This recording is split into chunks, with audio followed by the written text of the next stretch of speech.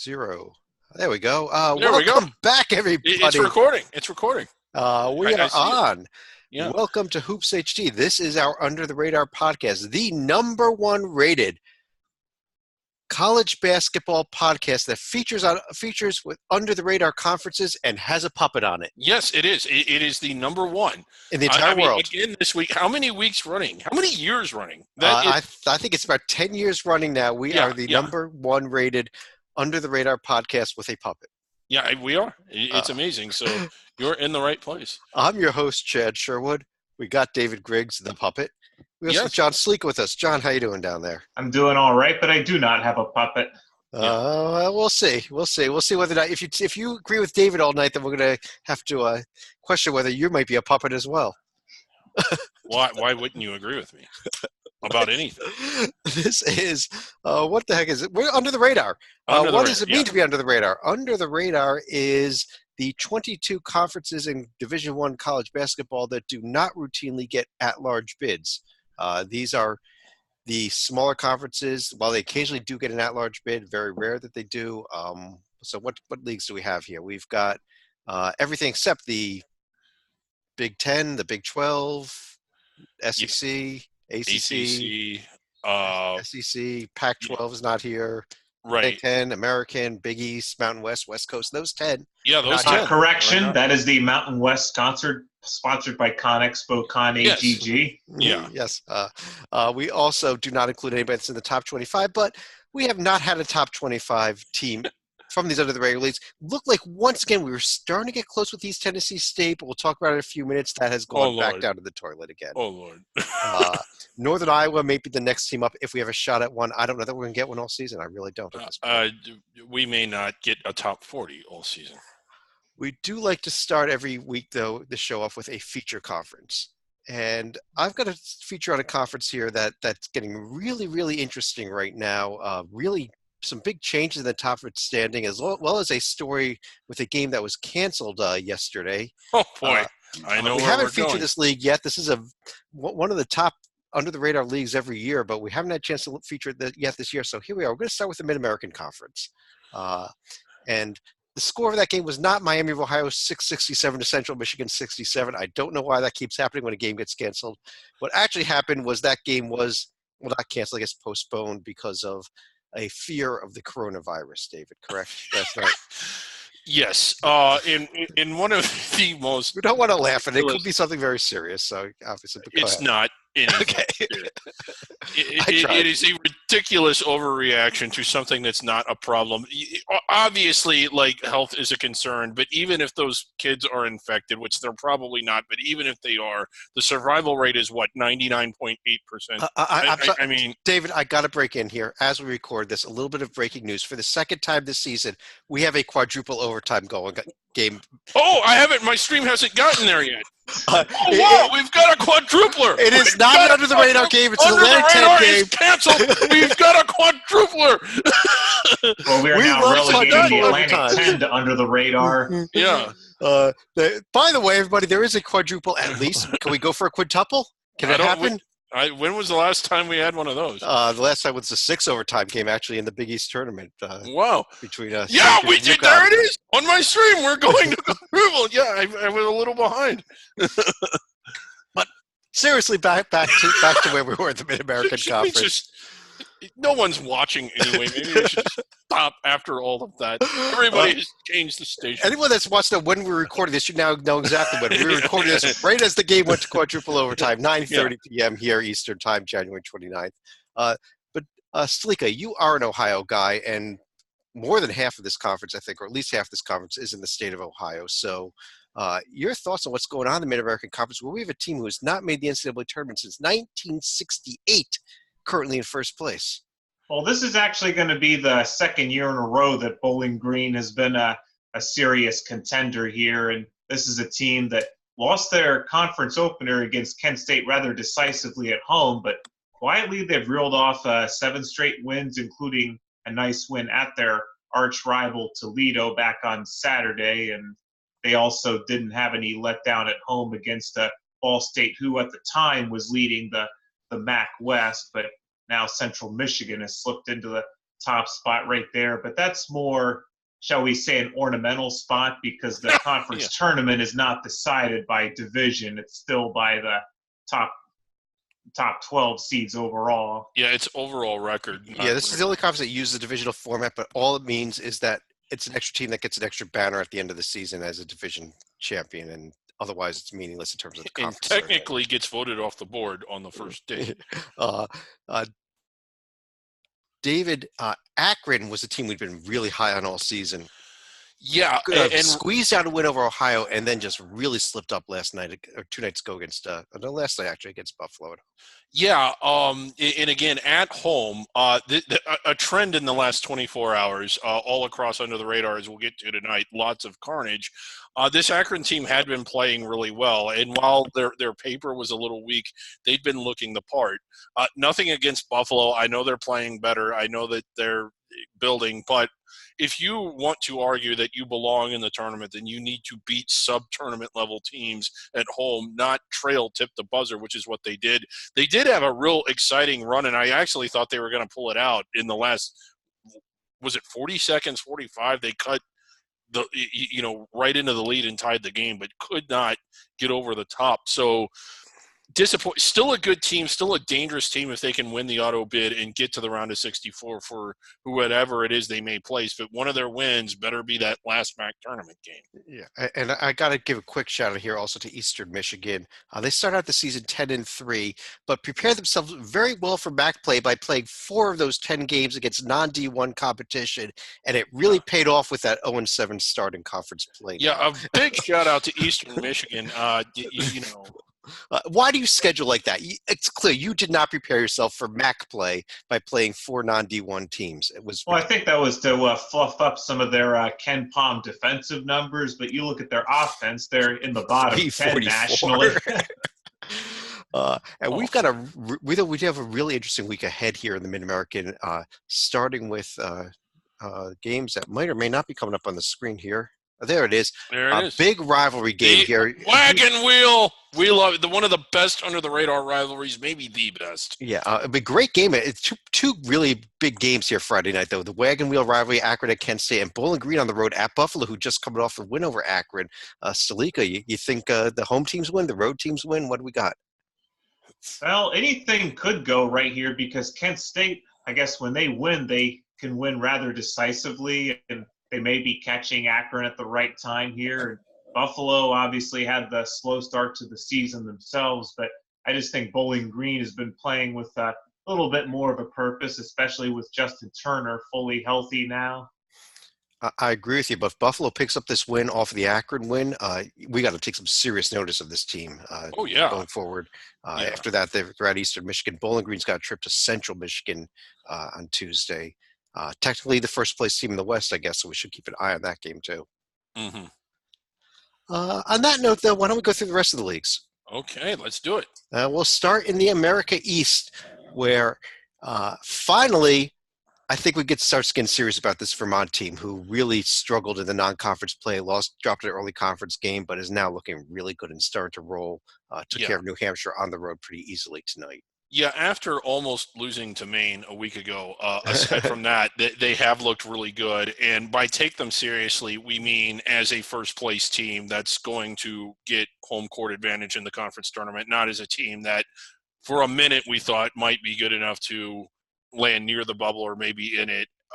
But, yeah, I mean, I've been impressed with them, and I think that whatever issues they have, at least by America East standards, have been ironed out, and they do look like the better team.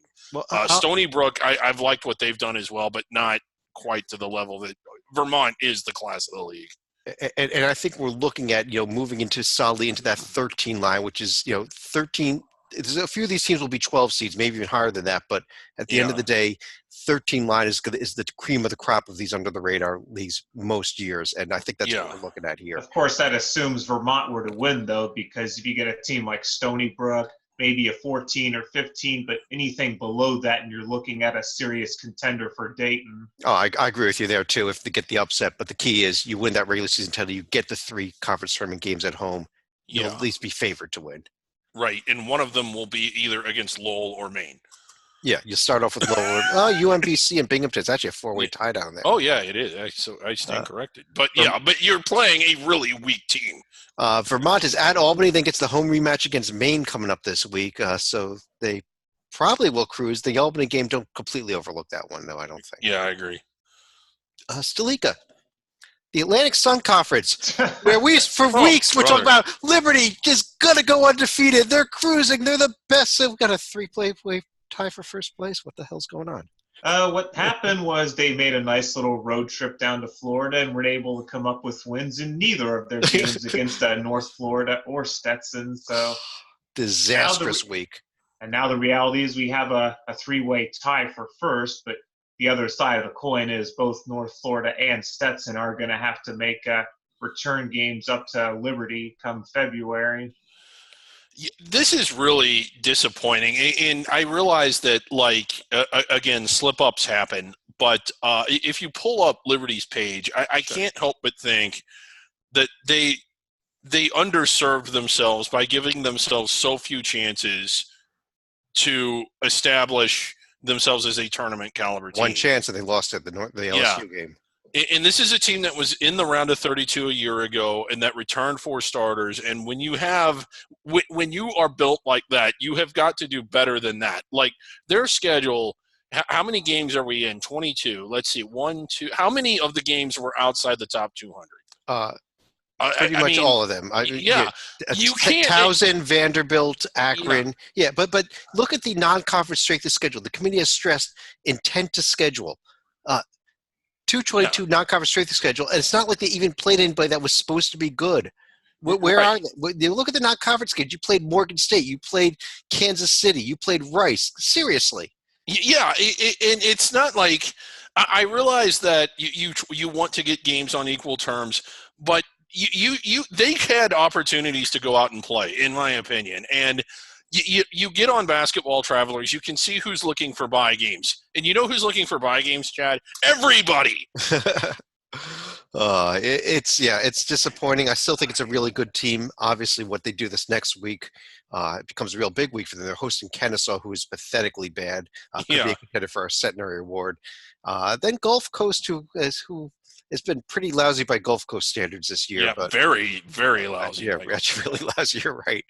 How about the Big Sky Conference, David? Let's keep rolling along here. Yeah, we got a lot to get to here. How about that team that lost to the Montana Tech Ore Diggers? I really would like to petition. And again, you only get so many chances to do this. My next bracket will have something, but it might have another one in the future. How about the Ore Diggers as the Big Sky automatic? Well, I'll tell you what, I mean, the surprise of this conference actually came Saturday when Montana went to Weber State, who was having a very down year, John, by Big Sky and Weber State standards, and lost there by 2 points. Well, it's a bit of a surprising loss, and then the other side of the coin is now we're in a first-place tie, at least as far as the loss column goes, with Eastern Washington, who actually get a win against both Southern Utah and an overtime win against Northern Colorado. Great game against Northern Colorado. And there is a ton at stake with these regular season games because whoever does come up with this regular season champion, David, this is big. Are you ready for this? Yes, they get to wear white. They get to wear white during the conference tournament. At a predetermined. So basically, we're just sort of going through the motions until the conference tournament. There is nothing at stake. It's a predetermined site. This is a conference that used to only take the top 6 teams in the tournaments. The top seed used to host the event. Yeah, really did it right. Yeah, and while I do think the one thing this league did right was add the floor sweepers to the tournament, that's really it. Now we have to find this out, David. Does the first place finisher get to bring their own floor sweepers? I don't know. We'll reach out to the SID and try and get an answer. Yeah, for those that don't know, if you watch the conference tournament on Pluto TV, during halftime they actually show video of the floors getting swept. It is. Yeah, and if you follow us on Twitter, we have pictures of it to confirm it. Yes. This is real. Yeah. Montana's at Portland State this week, and then I guess that's their only game this week. It looks like they're hosting Montana State, a big rivalry game on Saturday also. Yeah. Yeah, big rivalry. Actually, that one actually is kind of fun if you get the chance to check it out. Yeah, that might be probably the game to circle here for this week. Eastern Washington at Sacramento State, maybe, and then at Northern Arizona. Next league, John, Big South Conference. Winthrop, undefeated in conference play here, really looking good. Off of beating Radford last week, they come up with wins over Upstate and Presbyterian. The game was close for a while, but they eventually put them away too. Yep, and then Presbyterian also fell against Charleston Southern, so now you got a tie for third there between the Bucks as well as the Blue Hose right here. But Radford, I mean, they're now going to be 2 games behind Winthrop, which doesn't seem to be something you would normally see in a league that's as cluttered as the Big South right here. Yeah, 2 games plus. Well, I mean, if they beat them, they'll have a split. But Winthrop did get the win at Radford, clearly in the driver's seat. Yeah. And a question, I know that their profile has been up and down. They haven't always played up to their ability, but is this a team that is potentially dangerous in the round of 64? They did win at St. Mary's. They won at St. Mary's, yeah. I think they are. It could be a dangerous team. Yeah. Any team that goes undefeated against this conference, I mean, they're at Charleston Southern. They're hosting Asheville this week. I don't know. I think they won their toughest game. They won at Radford already. So this could be a team with a shot to run the table here in the conference, which we almost never see in the Big South. So. Yeah, if you're new to Under the Radar and sort of just kind of figuring all this out, if you want to watch a game tomorrow, check out Winthrop at Charleston Southern, because if you have not seen Charleston Southern's arena, you will not believe it. It is one of the great buildings. I think it holds, about 150 people? If that. It is amazing, and I so want them to win the league so they can host the conference tournament. We're in the Big West. Just when I was really starting to believe in UC Santa Barbara, they started to fall apart, and now we've got a first-place tie with Irvine and Hawaii in first place, John. Yeah, it's not going to be the first time in recent years that we've seen Hawaii at least towards the top of the standings right here, and this week they're actually holding serve against UC Davis. But they squeezed out a win over UC Davis by 1 point at home. It wasn't exactly a dominating performance. But by the same token, Irvine also holding serve against Cal Poly, but hardly a surprise right there. David, the upcoming schedule here, I think we've got games coming up here Thursday night, tomorrow night in this conference, a bunch of them. Hawaii this week just has 1 home game. They're hosting Northridge, while Irvine is at Davis and then hosting Fullerton. Yeah, Irvine, I know that they always haven't played up to it, but I still think I like them better than anyone else in the league. A complete rebuild from a year ago. You might remember the Eaters got to the round of 32 as a 13 seed. And but while Hawaii's 4-1, the thing about the Bows is that they every road game is a road game. Yeah, that's for sure. Want to keep an eye on this UC Riverside team. Never made any serious noise. Here they are, 13-9 overall. In that big clump of teams tied for third place. One of maybe their best season ever so far. Yeah, that you might be right. Not to say that disparagingly, just factually. Colonial Athletic Association, where Bill and Mary, despite a very, very bad home loss to Towson, is still it was bad. Oh, yeah. They've done that a couple times. They've laid a few really bad eggs this season. Well, I think if you're a team like William and Mary, it's going to be bad. But Towson has actually been pretty hot themselves, and quietly the Tigers are now only a game back of William and Mary right here. Yeah, lots of parity in this league and lots of good teams. Northeastern, who's good, is sitting there at 5-4, just 2 games out of first, 1 game out of second.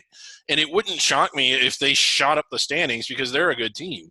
And how a little shout to UNC Wilmington. After firing their head coach, they lost their first game of that. They've now won 2 in a row, including the road win at Charleston. It looks like a little pulling together, something special happening. Talk about addition by subtraction. Good grief, that coach he will never get work again. I forget the name of the interim head coach who took over, the assistant, but got to give a shout out to him for the way he's pulled that team together. Right.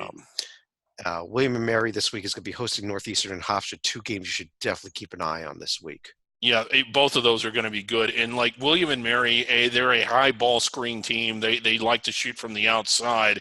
They don't really match up well against athleticism. And not that Hofstra is a pressure team, but they are a good defensive team, and that might be a fun one to watch. John, over in Conference USA, we have a new first place team that we haven't spent too much time talking about, but half a game up on Western Kentucky is the Mean Green of North Texas.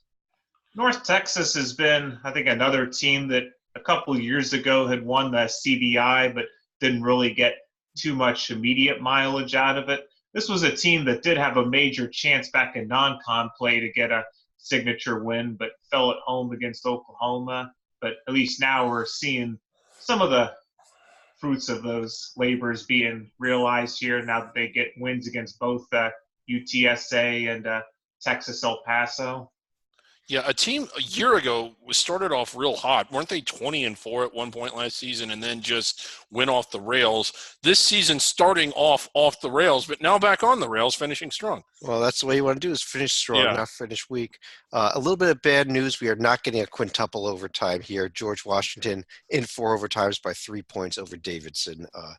Still a phenomenal night. I mean, the season feels validated. We've had not one, but two. 2 quadruple overtime games this year after going to, I think, 2 seasons without one. Western Kentucky, by the way, only half a game behind North Texas, really playing well since we got into conference play, though. Yeah, I know. Again, they did lose a key player, so on a national level, if they were to get to the round of the 64, not quite as dangerous. But by CUSA standards, they can win this league. Yeah, absolutely. But there is one thing. In order to win the league, you got to win the conference tournament. In order to win the conference tournament, you must win in the arena with the curtain. It is the greatest. It's the greatest conference tournament by far. My question is it the greatest sporting event in the world?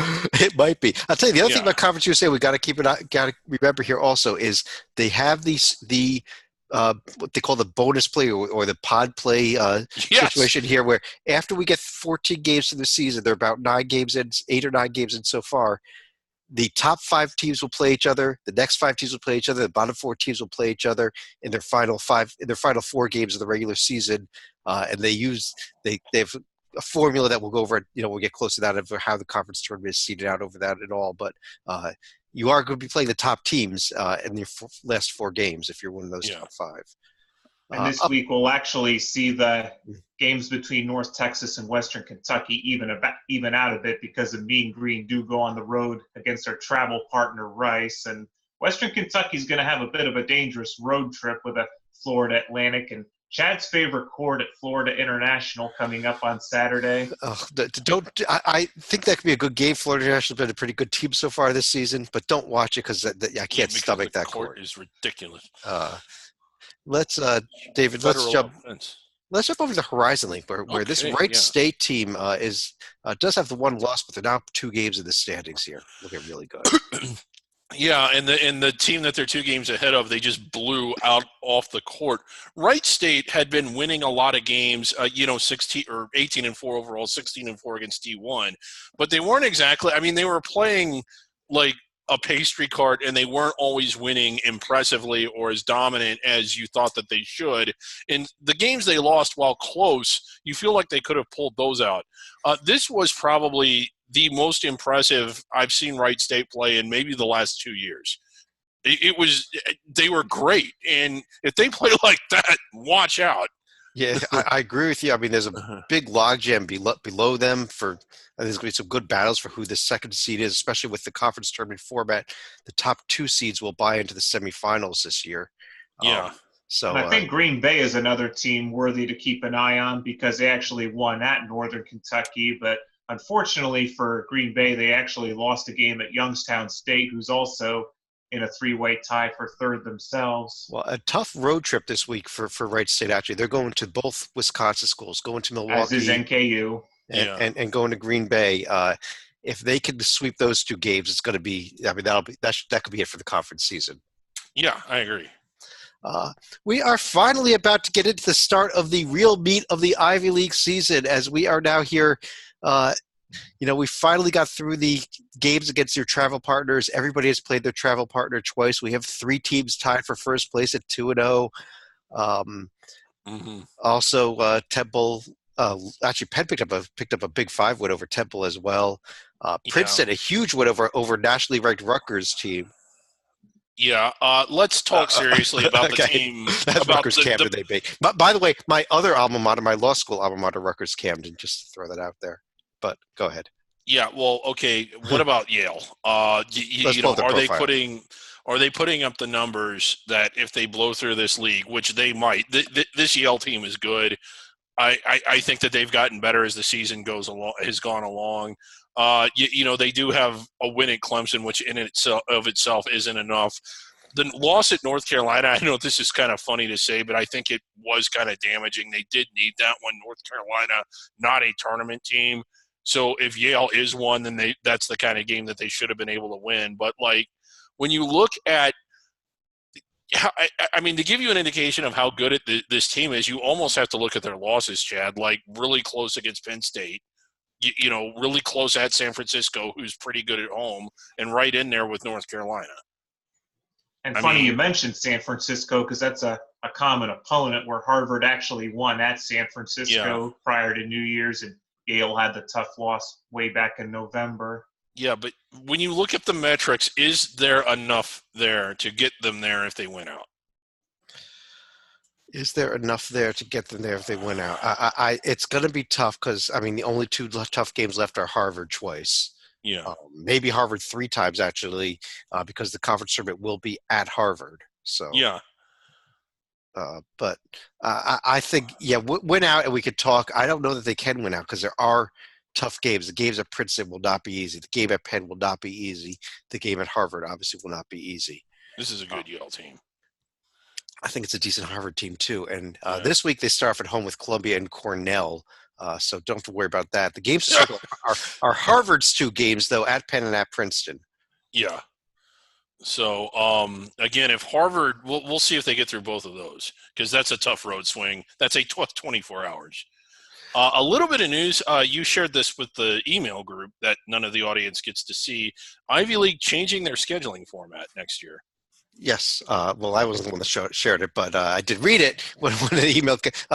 They're changing it. They're spreading the season out more. There's going to be 3 or 4 weeks where you only have 1 game. So they'll start at the beginning of January with a lot more games in conference play and just spreading it out a lot more. And I think the 3 times during the season they'll have the back-to-back Friday and Saturday night thing, but not for all 6 weeks. Not for 6 weeks in a row with that. So will the Brownmouth Cup finally be a standalone game? It could be.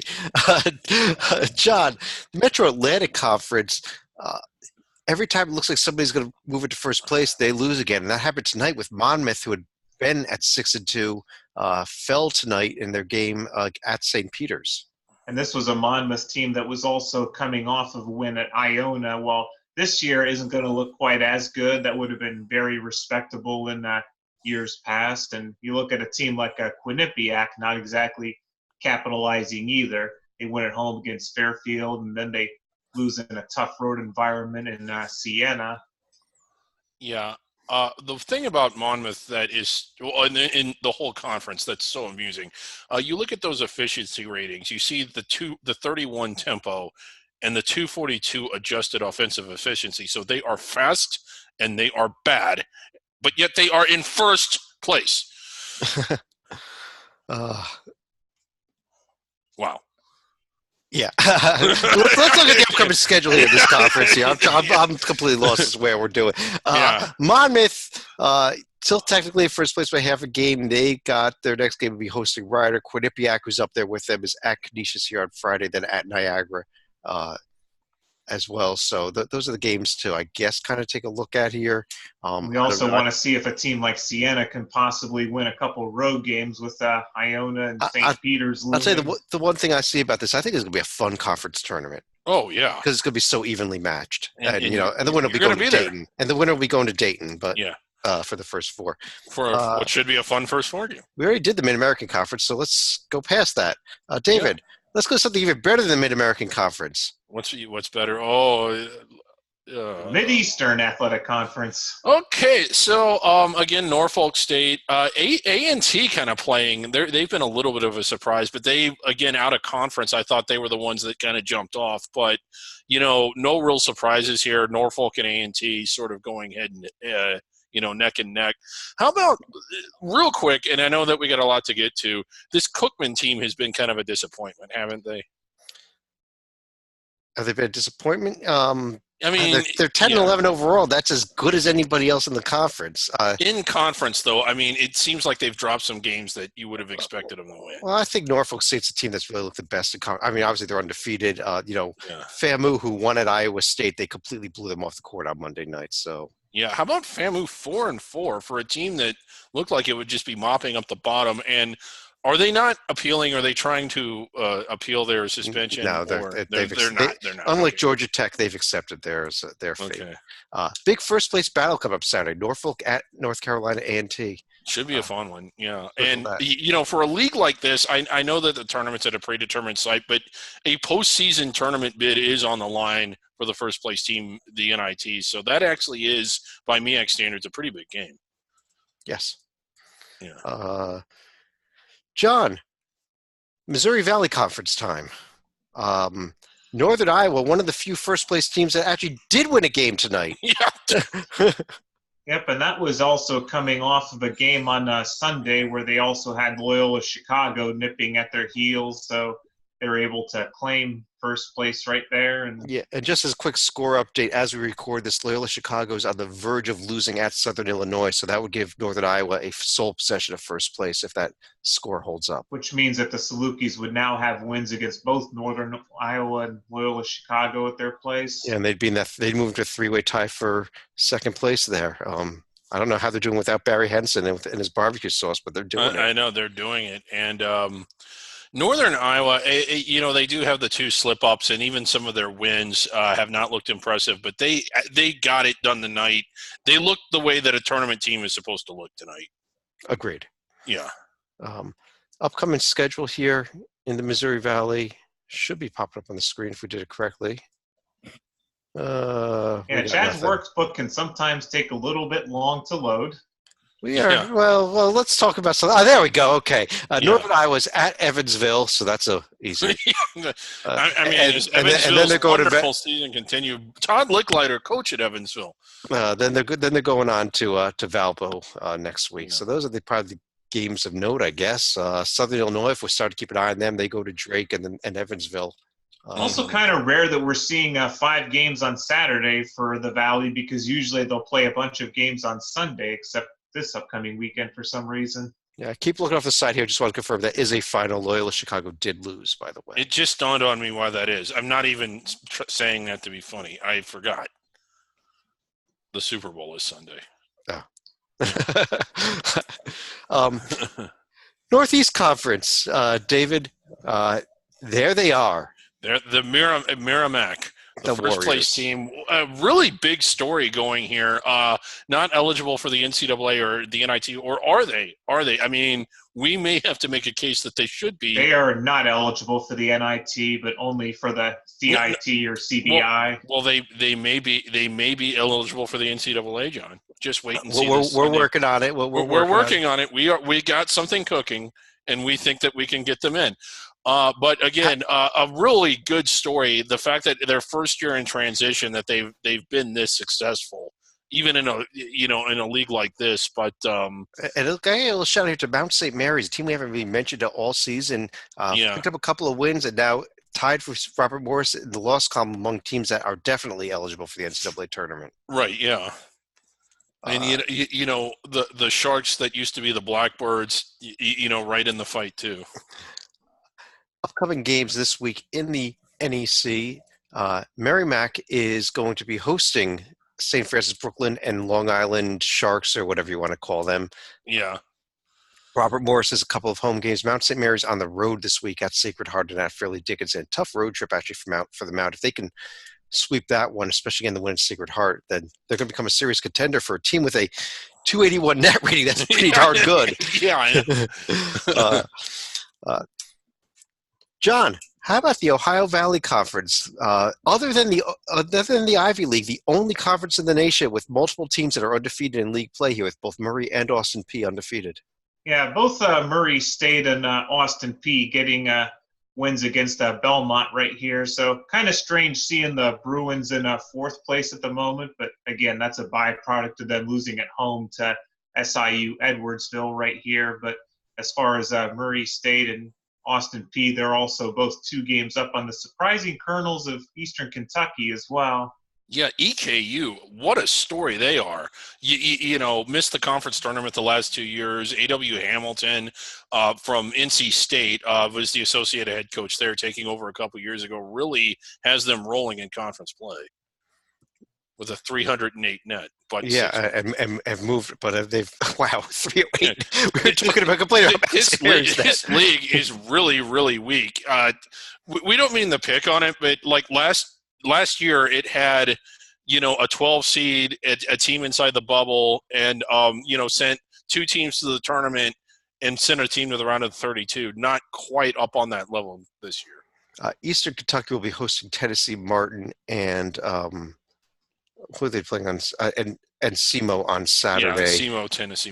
Whereas Murray State has Eastern Illinois and Edwardsville, as does Austin Peay. They are travel partners. Those 2 teams still would not play each other this week if they can both hold serve at home. I think we're coming up about a week or so away from their first matchup, head-to-head. David, over in the Patriot League, another big upset tonight. Colgate, who had been starting to roll again, loses at home to Lafayette. Yeah, this one was surprising. Colgate had been playing really well. They were at home. Lafayette really hadn't been. And it is like they still got a 1-game lead, so they still certainly control their own destiny as far as playing at home. But this was one they kind of let slip.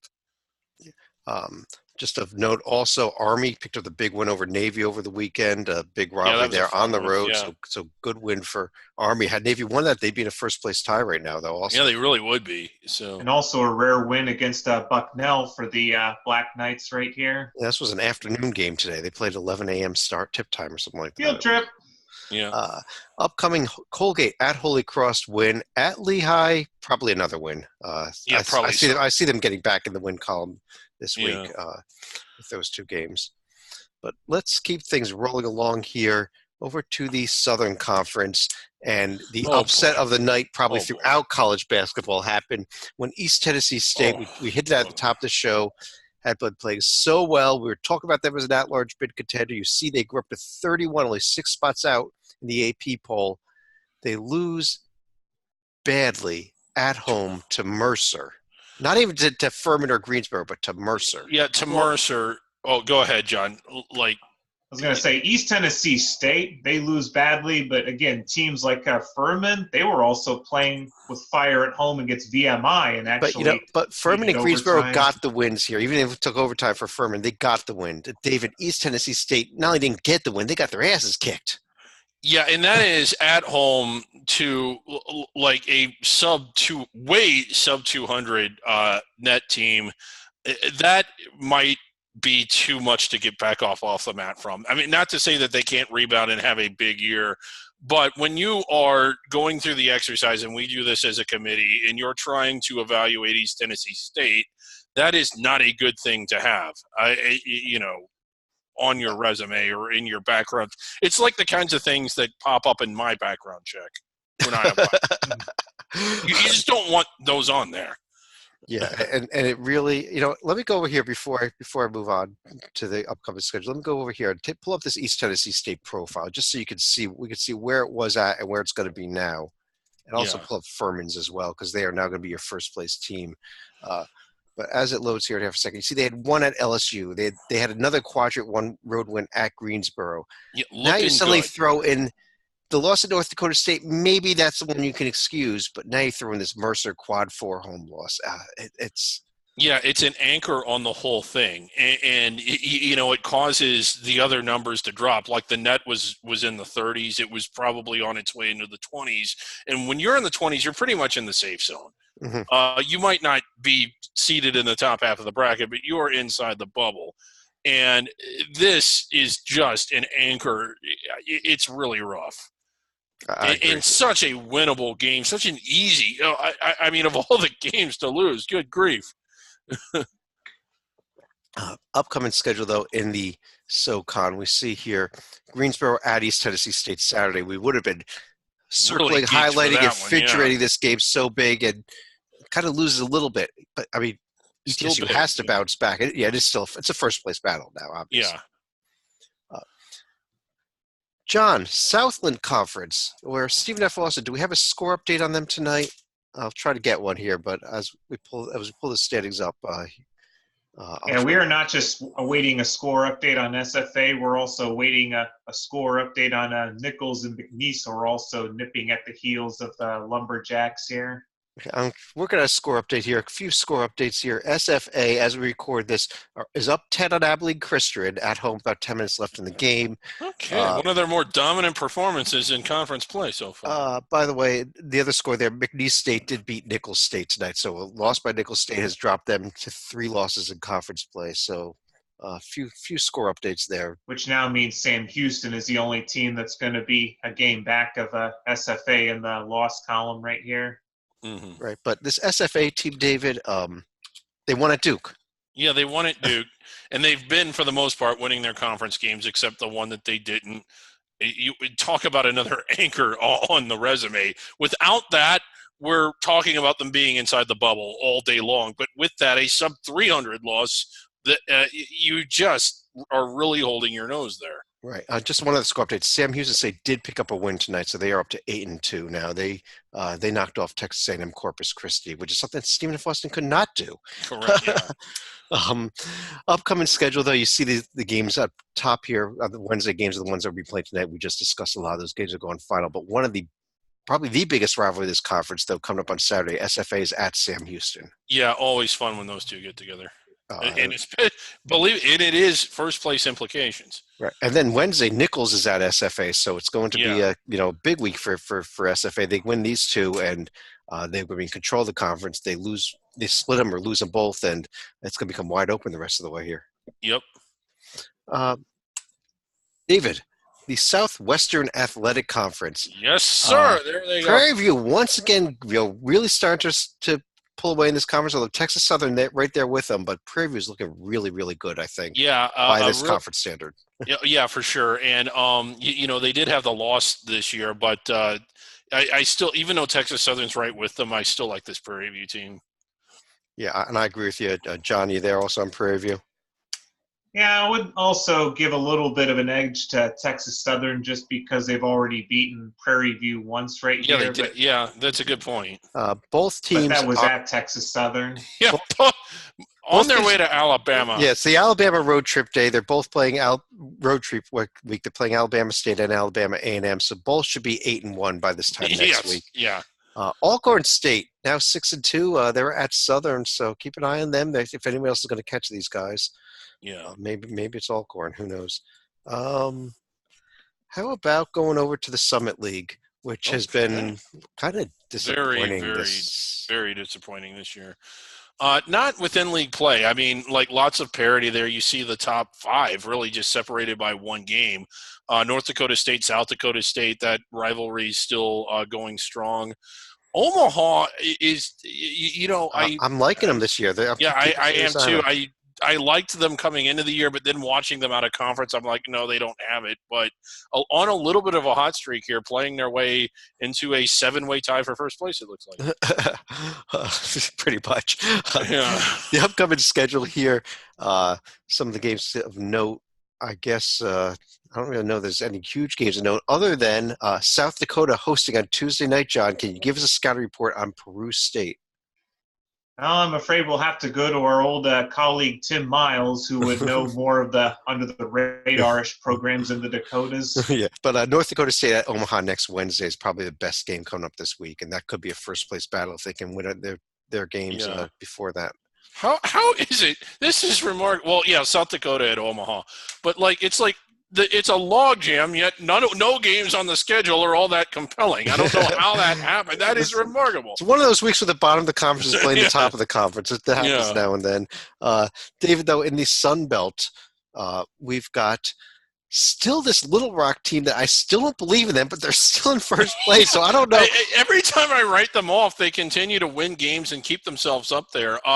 Beat a pretty good South Alabama team, not real good, but pretty good on the road this past week. South Alabama, you might remember, took Auburn to the wall. Well, then maybe that isn't that impressive after all. But Auburn came back and won last night. Come on. Yeah, Auburn did come back and win last night. But I am still, even though they haven't always answered the bell, I still like this Georgia State team, even though they're a game and a half behind Little Rock, I guess that is. Yeah, and John, Georgia State, though, who did pick up the huge road win at Georgia Southern. That's a big rivalry game, so that was a huge win for the matchup. Yeah, that was a big win for Georgia State. It was coming off of a loss at Troy, if I'm not mistaken, the previous week, so that's why you're not going to see them atop the standings at the moment. Yeah, if we can go back real quick, Chad, another big rivalry game, that Louisiana Monroe outcome, huge dividends, major opening round implications there. Yes, so Louisiana trounces Monroe, real good chance that they can. Which I think they may only take 10 teams to this conference. Never mind. Okay, it has no implications. Well, it'll have ACA implications. Yeah, we'll have to double check that if they take 10 or 12 in this conference. I know they do a ladder format, so I think they only take 10. I think you're right, or it might only be 8. The upcoming schedule here: Georgia State will be hosting South Alabama and Troy. Little Rock will be hosting Coastal Carolina and Appalachian State. Sleeka, you have some comments about Appalachian State? Yeah, it looked like they were going to be off to a cold start, but lately now they're so-so at a 500. They've got a so team. Oh, God. Nobody knows what we're talking about at this point. On to the Western Athletic Conference. Sleeka, take it away. Watch another show. And by the way, the conference tournament tab is right up there. It's right above us. We could have easily looked it up to see what the format was. True. And now this will be the Western Athletic Conference, sponsored by New Mexico State and their usual domination right here. But you look at a team like California Baptist in a tie with Bakersfield for second, but sadly the Lancers not eligible for the conference tournament yet. Right. I just took a moment. I looked up at the conference tournament tab. It is a 10-team ladder format. Okay. So only 10 teams for the Sun Belt make the conference tournament, and there was the teams 7th through 10th would have to win 5 games to win it. Oh, this show started off as a disaster, and yes, and they're right up there. Just click the tab. Everything's up to date. I just updated it this weekend. Everything is up to date. Anyway, trying to get serious again. New Mexico State is really good. I think that they're top 40 good when they're at full strength, which they are now, and in which they weren't throughout November and December, which is kind of a shame because I think that they were good enough to beat some of the teams that were on their schedule that beat them. I mean, you were looking at maybe a 2 or a 3 loss team as opposed to a 6 loss team, and we're talking about them being inside the bubble. But it's that you know when you want to talk about an under the radar team, even though there's no way they're going to land inside the bubble, they need the automatic bid. But if they might have a better chance than anyone else of actually winning a game in the round of 64. I'll tell you the one thing about New Mexico State, they actually struggled on Saturday at Rio Grande. Kind of funny. They really struggled in that game last year as well, if you recall. They did, it's just something about maybe going to Rio Grande that they match up well with them or something, because it's not a good UTRGV team at all. No, it's not. Yeah. And I guess the one thing they got to fear is that they match up with them in the conference tournament. That was pretty much looking like it'll be New Mexico State, Chicago State in that first round game. Yeah, I mean, Rio Grande having a 2-game lead on Chicago State is like having a 20-game lead over anybody else. Chicago State, they are 353 in the net right now, 353 in all the predictive metrics. It's still not decided yet by any means, but they may be our Centenary Award winner for the second time. For the second time. This is a team that completely overhauled their roster with JUCO transfers. I think they had 1 returning player. It did not work. New Mexico State this week is going to be hosting Bakersfield and Grand Canyon. Good wherever they've started to develop with the Lopes, but I think they're just way better than them this year. Yeah, this year it's going to be a bloodbath. Shall we move to our top 10 lists? Yes. All right. We have a lot of honorable mentions this week. Yeah.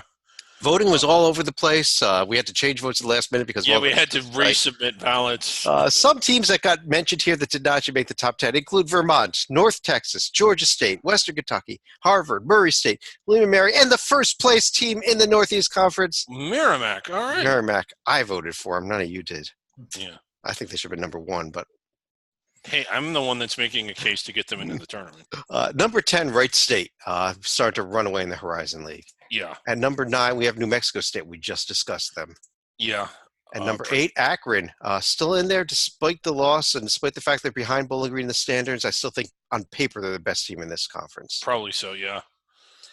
At number 7, Furman, out of the SoCon, one of 3 SoCon teams that have been in our top 10 all season long. Number 6, Liberty, big fall for the Flames after 2 bad losses. Yeah, real bad. Could have fallen further even. Number 5, UNC Greensboro, yet another SoCon team. Yeah. And at number 4, we've got, Stephen F. Austin at number 4. SFA way back up there after their, After a commanding win that they're about to pick up over Abilene Christian. Maybe that game has not gone final yet. ETSU would have been number 1 probably, but easily, for what happened tonight.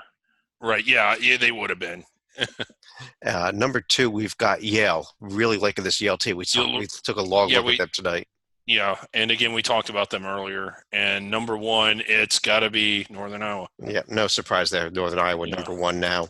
Our team with the best shot to make the top 25, but they got to keep winning, and they keep slipping up every time they start inching closer to that. Mm-hmm. On that note, then, let me pull this down here, and why don't we go to some final thoughts? I don't have any. John, how about you? Well, come Saturday, we're actually going to have 3 different 1-2 matchups right here. First is going to be the MEAC, where Norfolk State and North Carolina A&T will be matching up.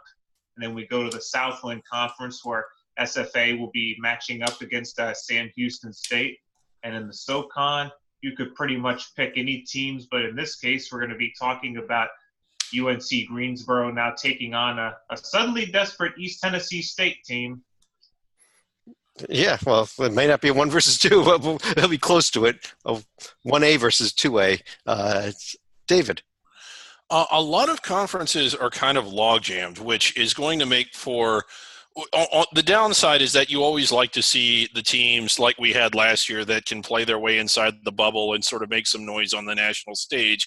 I hate that we don't have that, but when you look at the SoCon and it's a 3-way tie, and you look at, even though it's not as good as it has been the Summit, like there's 6 teams within a game of each other, and you look at, what's the other one? The MAC is really tight, and the Colonial is really tight. Metro Atlantic, while they're heading towards the 16 line, it's still really tight. And so it could make for some really exciting games between now and the end of the season as they jockey for position to, either get home court advantage or whatever, and then some even more exciting conference tournaments. So while it's kind of, you like to see under the radar teams, at least I think we all do, at least I do, position to get past the round of 64. We might see fewer of those, but we might have more fun during championship week than what we normally have. I agree with that. I think this is going to be a very fun championship week. I think we're in store for some great games, and we're still a little over a month away from that. We're not there yet. But I do want to, on that note, thank everybody for joining us. We will be recording a bracket rundown show tomorrow night, a little different form than we've used all season, so should be a fun one.